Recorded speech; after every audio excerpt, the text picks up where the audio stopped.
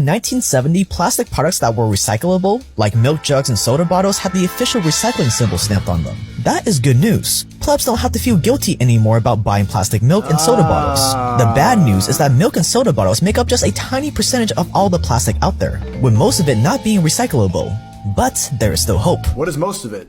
The public mind has now associated this symbol with being good for the planet. So brainwashing. All you have to do is latch onto that association.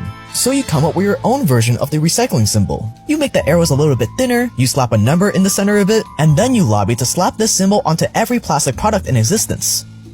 Here's the official recycling symbol, and here is the resin identification marker, or resin identification code, concocted by the plastic industry.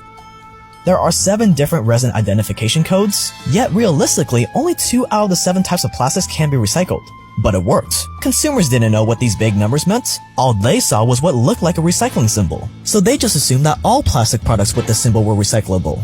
Buying plastic no longer meant that they were destroying the planet. So they kept on consuming, when in reality you knew the truth. That plastic recycling would never work, that it would always be too expensive, that plastic degrades every time it was recycled, so it could only really be reused 2 or 3 times. But that didn't matter anymore, because the public's guilt was satisfied. If the public thinks the recycling is working, then they're not going to be as concerned about the environment.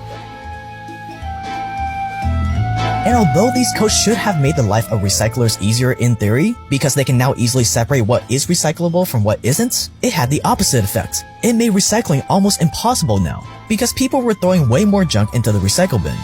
Bombocad!